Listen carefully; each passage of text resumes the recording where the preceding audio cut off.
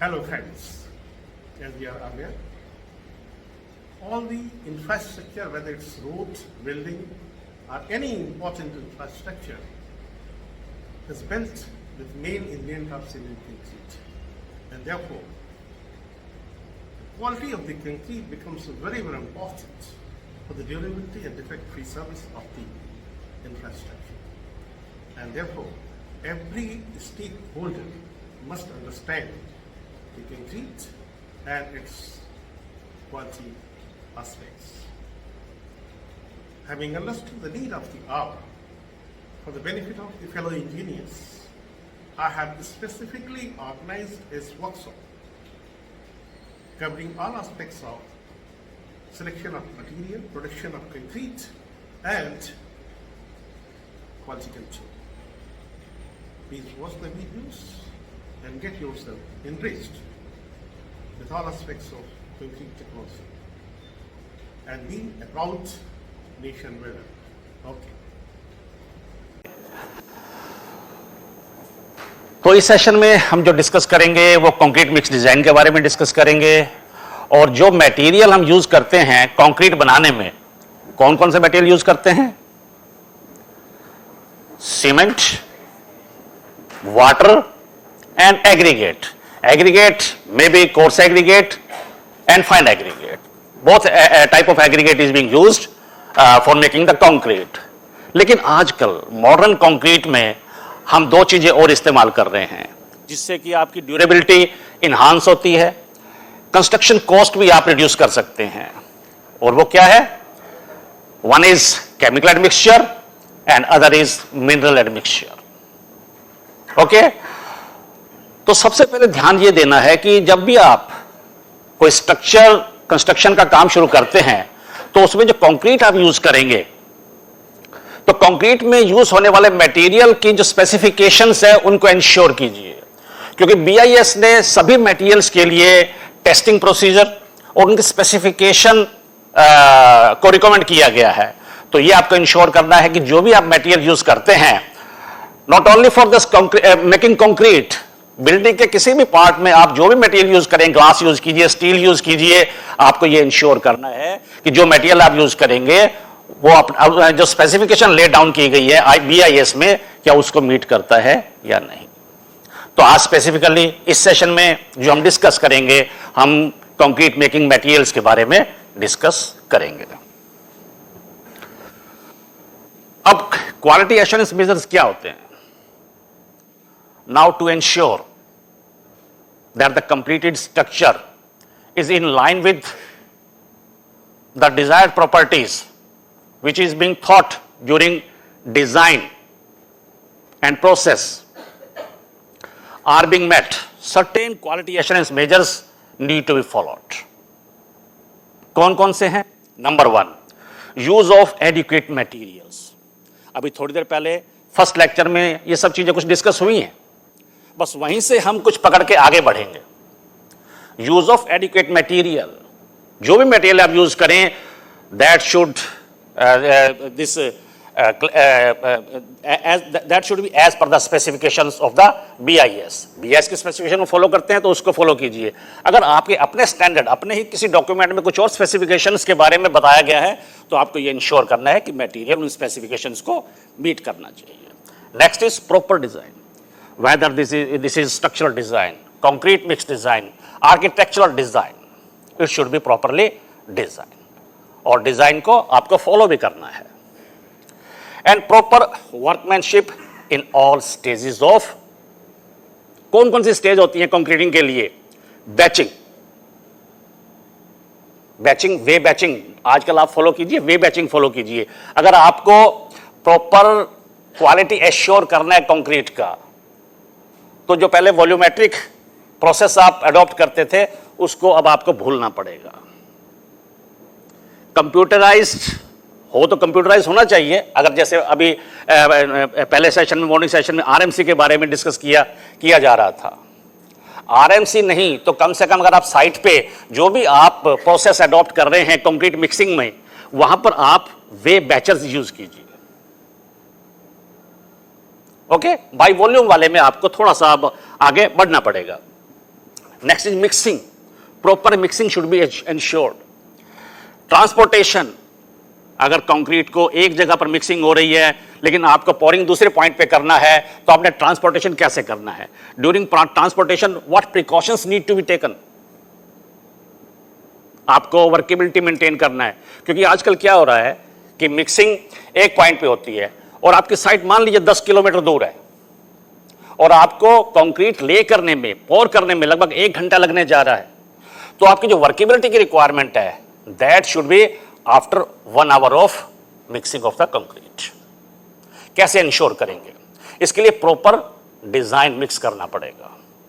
Okay, placing, compaction and curing and workmanship also include related plant machinery and the equipments। Proper calibration होना चाहिए, maintenance, आपको हर चीज का जो भी इन्वॉल्व है आपकी कंस्ट्रक्शन एक्टिविटी में उसका प्रॉपर मेंटेनेंस हो।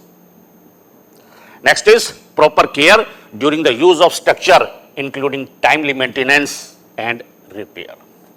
देखिए, एक सर्टेन एज के बाद तो इंसानी शरीर भी आपको मांगता है कि उसको मॉनिटर करें, उसका बीपी मॉनिटर होना चाहिए, उसका शुगर मॉनिटर होना चाहिए। टाइम टू टाइम आप करते हैं ना, बॉडी के चेकअप के लिए जाते हैं।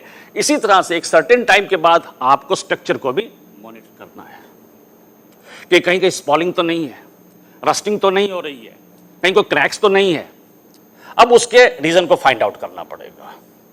उसके लिए हो सकता है कुछ टेस्ट आपको एनडीटी के करने पड़े, नॉन डिस्ट्रक्टिव टेस्टिंग। तो ये आपको preventive measures, timely maintenance and repair, इसको फॉलो करना है। So the keywords for my lecture will be environmental exposure condition. Based on this environmental exposure condition, you need to decide appropriate type of cement. Okay? कितना cement डालना है, water cement उसमें क्या रखना है, that will be dependent upon the environmental exposure condition. Second is superplasticizer. Superplasticizer क्या होता है? What is the superplasticizer? Do you know? हाथ उठाइए जिस जिसको सुपरप्लास्टिसाइजर के बारे में पता है। ठीक है, एक्चुअली सुपरप्लास्टिसाइजर को आप कह सकते हैं high range water reducing admixture. देखिए, आप कंक्रीट बनाते हैं, कंक्रीट बनाने में सबसे इंपॉर्टेंट पार्ट क्या है? वो है वाटर। जब तक आप वाटर ऐड नहीं करेंगे रिएक्शन नहीं होगा, और विदाउट रिएक्शन आपको स्ट्रेंथ अचीव नहीं होगी। लेकिन अगर आप unnecessary high amount of water डाल देंगे उसके अंदर, तो उससे क्या होगा कि वाटर तो एक सर्टेन उसके बाद इवेपोरेट हो जाता है, वाइड्स आ जाएंगे कंक्रीट के अंदर, परमेबिलिटी बढ़ जाएगी, जो कि हमें रिड्यूस करना है। अगर आपने स्ट्रक्चर की ड्यूरेबिलिटी को इंप्रूव करना है तो आपको परमेबिलिटी कंक्रीट की रिड्यूस करना पड़ेगा, और परमेबिलिटी रिड्यूस करने के लिए आपको पानी की क्वांटिटी को कम करना पड़ेगा। मानता हूं कि पानी तो हमें चाहिए, उसके बिना रिएक्शन नहीं होगा, लेकिन कैसे मैं पानी की रिक्वायरमेंट को रिड्यूस करूं कि मेरे वाइड्स रिड्यूस हो जाएं कंक्रीट के अंदर? उसके लिए हमारे पास जो केमिकल है दैट इज सुपरप्लास्टिसाइजर, जिसे कि high range water reducing admixture बोला जाता है। माय डियर, ये बहुत ही एक इंपॉर्टेंट इंग्रेडिएंट्स आज की डेट में आ गया है। अगर मुझे कोई एक पावर दे दी जाए कि आप क्या पावर इस्तेमाल करना चाहते हैं कि उसको फॉलो किया जाए, तो मैं कहूंगा बिना सुपरप्लास्टिसाइजर के कोई कंक्रीट नहीं बननी चाहिए। ये इतना इंपॉर्टेंट है। आज मॉर्निंग में बोला जा रहा था ना कि कुछ पता नहीं होता कि उसको अपने जो मेसन है या जो यूजर है कंक्रीट का, वो अपनी सहूलियत के हिसाब से उसके फ्लो को इंक्रीज करता है। और फ्लो को कैसे इंक्रीज करेंगे? फ्लो को इंक्रीज करने के लिए आप क्या करेंगे? एक्स्ट्रा वाटर डालेंगे ना। अब एक्स्ट्रा वाटर जो आप यूज कर रहे हैं उससे क्या नुकसान हो रहा है? नंबर 1, वाइड्स क्रिएट हो रहे हैं, डेंसिटी रिड्यूस हो रही है आपकी कंक्रीट की। नंबर 2, वाटर सीमेंट रेशियो जो इंक्रीज हो जाती है उसकी वजह से स्ट्रेंथ डाउन हो जाएगी। राइट? तो बेस्ट पार्ट क्या है? अब बात तो यह है कि अगर मान लीजिए आप सुपरप्लास्टिसाइजर यूज नहीं कर रहे हैं, वर्केबिलिटी आपको हाई मेंटेन करना है, तो आप पानी डालेंगे। तो या तो आप सेम प्रोपोर्शन में आप सीमेंट भी डाल दीजिए तब तो मैं मानता हूं कि ओके आपने वाटर सीमेंट रेशियो मेंटेन किया, आपका काम चल जाएगा। लेकिन जैसे ही आप सीमेंट बढ़ाएंगे कंस्ट्रक्शन कॉस्ट बढ़ेगा, ठीक है, और हमारा वो पर्पज भी सॉल्व नहीं होगा जो कि मैं आपको डेंसिटी इंप्रूव करना चाहता हूं कंक्रीट का। तो उसके लिए मैं आपको रिकमेंड करूंगा कि आप वाटर रिड्यूसिंग एजेंट यूज कीजिए। दो टर्मिनोलॉजी हैं, वन इज प्लास्टिसाइजर। प्लास्टिसाइजर को हम बोलते हैं water reducing agent, and second is super plasticizer, जिसे हम बोलते हैं high range water reducing agent, right. तो आहिस्ता आहिस्ता जैसे जैसे आगे बढ़ेंगे हम इसके ऊपर और आगे डिस्कस करेंगे। Next is water cement ratio. Again this is very important factor to control the strength of the concrete. Civil engineers के लिए water cement ratio good morning कहना मॉर्निंग में इतना जरूरी नहीं है जितना वाटर सीमेंट रेशियो एक दूसरे को बोलना।